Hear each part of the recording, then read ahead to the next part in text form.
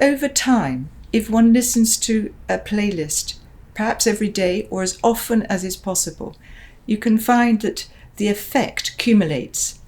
And over time, you will find that the person becomes less anxious, less depressed. So it's really important to spend quite a bit of time just exploring different pieces that a person might respond to well. We've put a whole list of questions which really work well onto the website, so you can have a look and see, and you can adapt it for your own use. And it might make a huge difference to the person that you're working with. For people who prefer a different route, and perhaps it's quicker and easier, you can go online and find various different people who have assembled very quick and easy ways of putting together a playlist.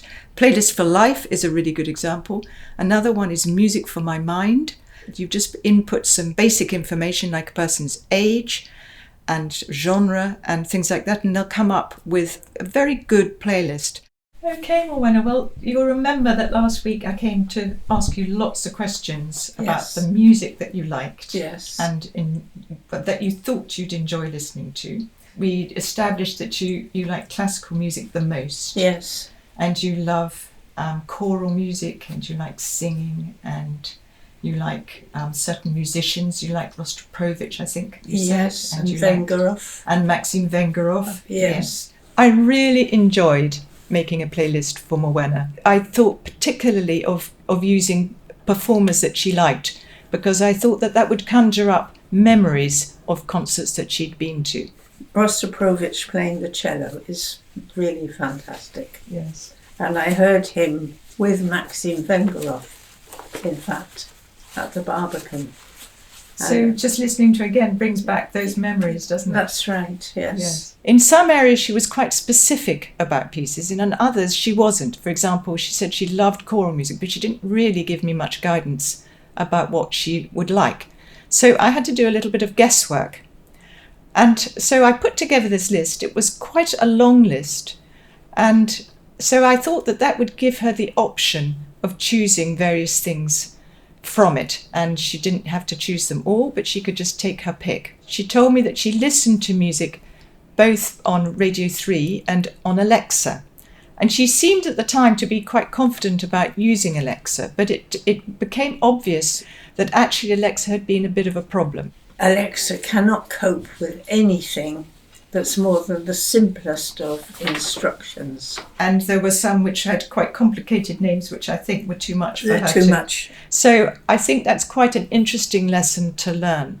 The person making the playlist for someone that needs to establish what technology they're going to use for listening to the music. Did you enjoy the music I enjoyed it very much. I thought it was a very, very good list. I go into another world when I'm listening to music. Did you? Yes. Yeah.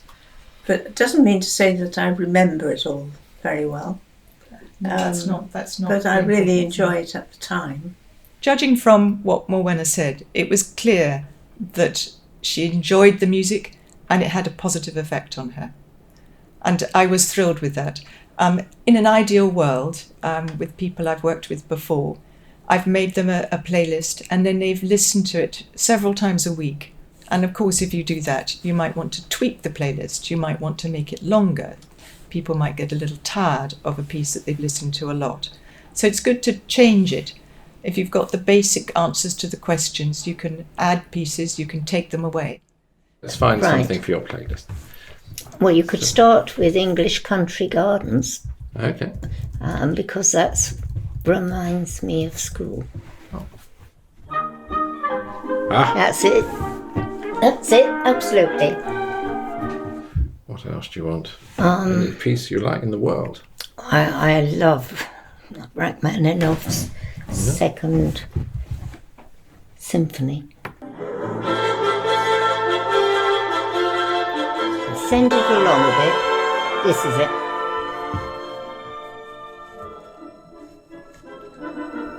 Yeah, you're in the right place now, I think.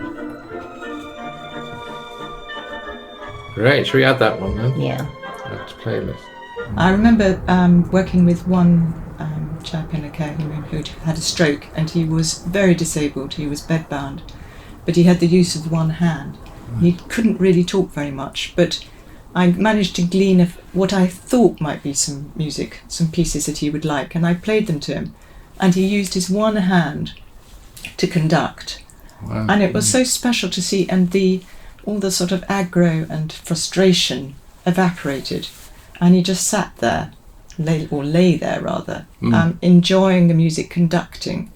And then it helped him speak afterwards. I remember him saying his speech was really affected, but he said, you can't be lonely when you listen to music like that. Now that was someone who was very disabled, but the music made such a profound difference to him. It's not always so easy. Some people, particularly if they've got dementia, find it much harder to remember the music that they like. Then you have to be a little bit more imaginative, and you may need to ask family members or care staff, you might know them well, the kind of music that they respond best to. I would love to see every person coming into a care home having a playlist put together for them, either made by a family member or by a member of the care staff team. The core pieces on the playlist might well last someone till the end of their life, and long after they're not able to express their preferences. So do you think you'll keep my list and continue? I will. You I will? will, absolutely. My daughter called me this morning and she said, so what have you been doing? And I said, well, I've listened to a lot of music.